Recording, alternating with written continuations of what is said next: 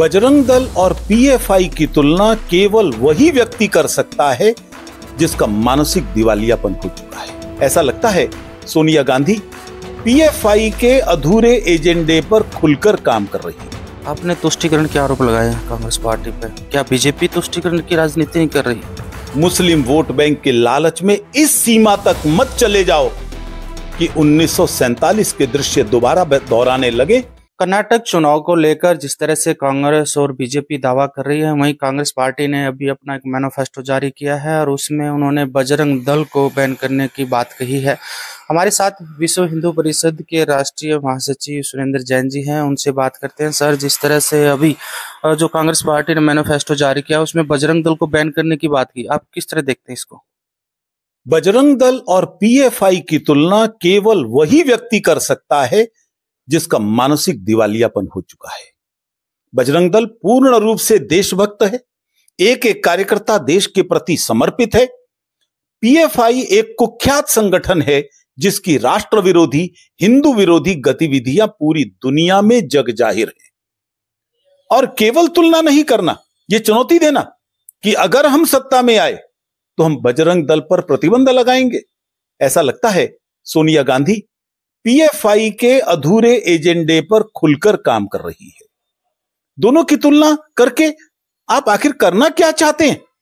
पिछले दिनों ध्यान होगा सबको कि सर तन से जुदा गैंग पीएफआई के नाम से पूरे देश में सक्रिय हुआ। कांग्रेस की शह पर उन्होंने संपूर्ण देश में आतंक का माहौल बनाया। तब बजरंग दल था जो चुनौती बनकर सामने खड़ा हुआ। पूरे देश में हेल्पलाइन नंबर हमने जारी किए थे और लोकतांत्रिक तरीके से उस चुनौती का मुकाबला किया था। आतंक का माहौल हट गया। इसलिए कांग्रेस का बेचैन होना स्वाभाविक है, लेकिन मैं इनको चेतावनी देना चाहता हूं, मुस्लिम वोट बैंक के लालच में इस सीमा तक मत चले जाओ कि 1947 के दृश्य दोबारा दोहराने लगे। ममता ने इसी तरह का भाषण दिया था रामनवमी से पहले, परिणाम पूरी दुनिया ने देखा। आप क्या चाहते हो? क्या मुस्लिम समाज को भड़काना चाहते हो? देश की जनता स्वीकार नहीं करेगी।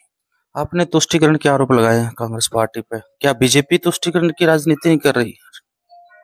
जब कोई एक राजनीतिक पार्टी तुष्टीकरण करती है, उसका जवाब दूसरी राजनीतिक पार्टी किस तरह से देती है, यह उस राजनीतिक पार्टी पर है।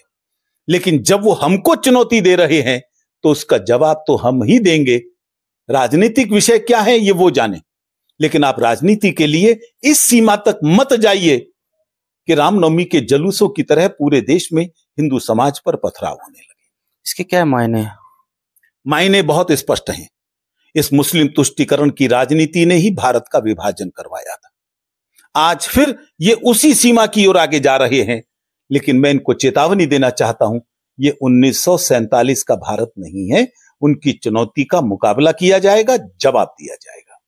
ये थे सुरेंद्र जैन, जिनका कहना था कि जिस तरह से कांग्रेस पार्टी तुष्टीकरण की राजनीति कर रही है उसको लेकर वो विरोध करेंगे।